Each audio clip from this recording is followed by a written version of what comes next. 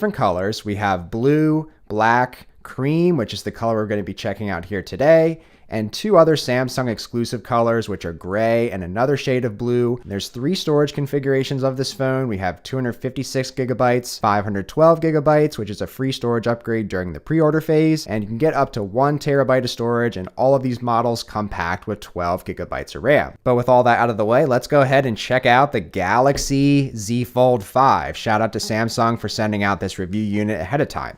So on top here, we have our device. Inside the box, we have some paperwork, a SIM ejection tool, and a USB Type-C to Type-C charging cable. Now let's go ahead and check out the star of the show here, the Galaxy Z Fold 5. Have it here in the cream color. Super excited to check this out with you guys.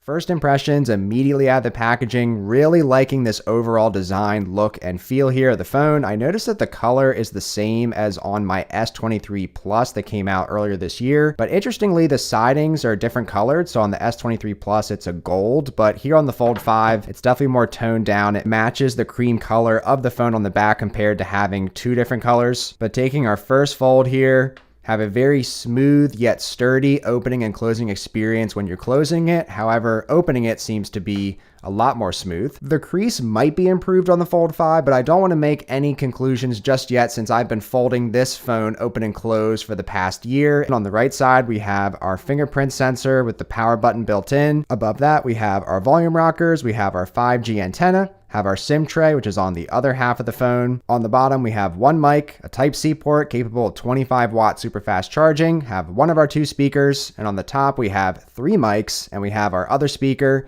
And more importantly here, you'll see that there is no gap on this phone. Maybe there is the slightest, tiniest bit of gap if you hold it at perfectly the right angle, but if you compare this to the Fold 4 here, it is honestly a night and day difference. And the gap going away isn't the only big change here. We also have another reduction in size of the hinge on the side. So on the Fold 4 here, it looks wider, it looks kind of chubby. And then here on the Fold 5 on the left, it looks a lot more streamlined and slim. We do lose the engraved Samsung logo on the hinge, but this is a well worthwhile trade-off in my opinion, because we are getting obviously a more streamlined look, a much nicer feel in the hand as far as the one-handed experience goes, and a lighter weight on this Fold 5. As soon as I took it out of the packaging, I could tell it had a bit of a lighter weight. So I have the Fold 5 coming in at 256 grams.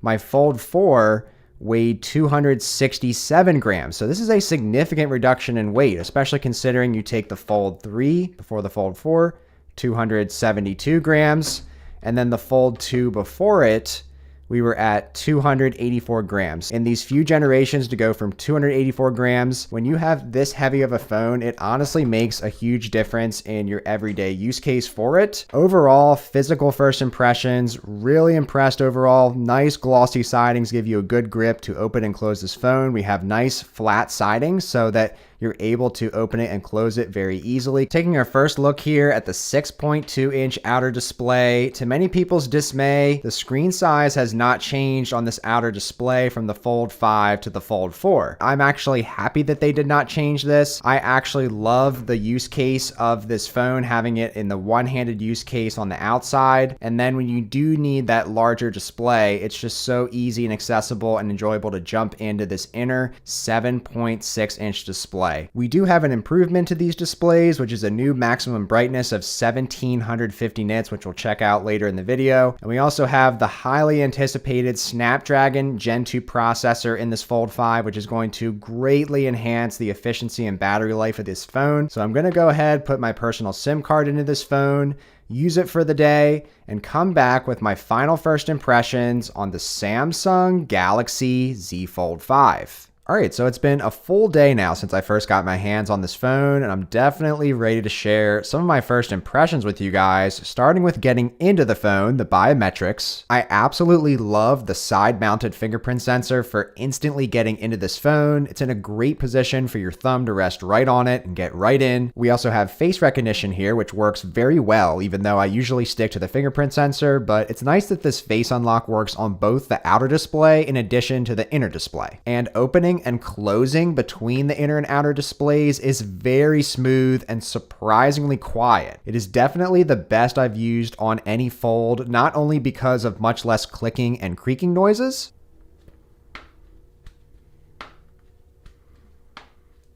but when closing the phone, it is noticeably softer, which is a nice change of pace from the past folds that are audibly louder and seemingly more forceful when closing them up. Whereas here on the Fold 5, it's just a very nice soft closing experience, a smooth operation the whole way through.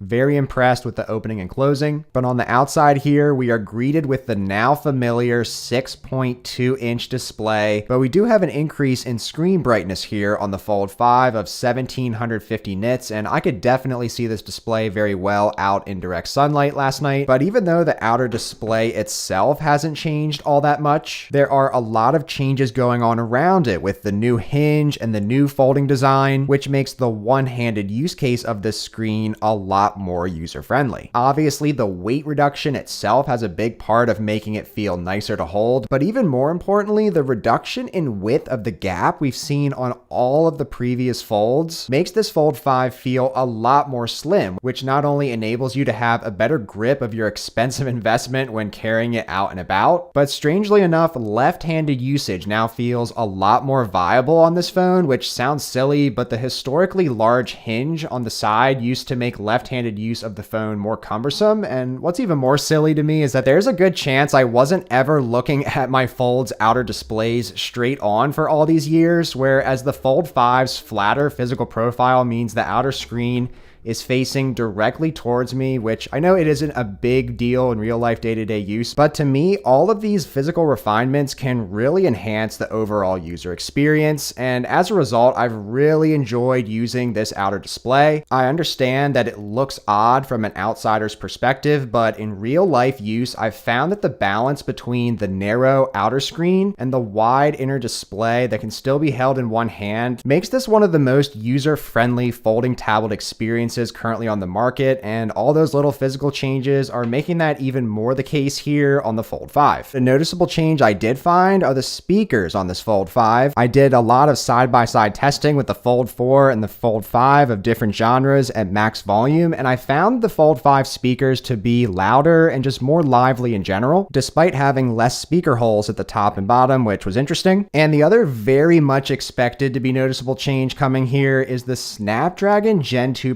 processor packed inside this phone. In my average use, I found the performance of my games to be very smooth without taking a massive hit on my battery, and after a 1-hour gaming session, the Fold was only slightly warm in the area of the processor. This is the same processor found in the S23 phones that came out earlier this year, and it's a big part of what makes those phones so good and so special. So to have this here now on the Fold, while it may not be a super flashy talking point for a YouTube video, it greatly enhances the efficiency and the battery life this phone can achieve. Now, in my first full day of usage, I was only able to get a little over 5 hours of screen on time, which doesn't seem significant, but I've been throwing everything I can possibly think of at this phone over the past day, with the brightness set to full, listening to a lot of music at max volume, using the tablet portion for the large majority of the time since I was hanging around the house, playing games, testing out the cameras for this video, all while the device is still learning my usage patterns. Overall, this is a metric that tells me the worst case scenario battery life for this phone is going to be 5 hours and change, which makes me very optimistic for how this battery can be stretched out. So stay tuned for my short-term review coming soon, where we'll dive deeper into the subject. But another subject I know a lot of people are curious about is the S Pen, since a lot of people I've heard from are looking to just have a built-in stylus to the Fold, similar to the Note and S22 and S23 Ultra phones. But unfortunately, this is not the case again. However, Samsung has drastically reduced the size of the S Pen this year, alongside having a slimmer case. So we have a two-part case here, just like all of our other previous cases, but you'll see here that it is slimmed down significantly compared to the Fold 4 edition. Now, there's a little slider here that you press,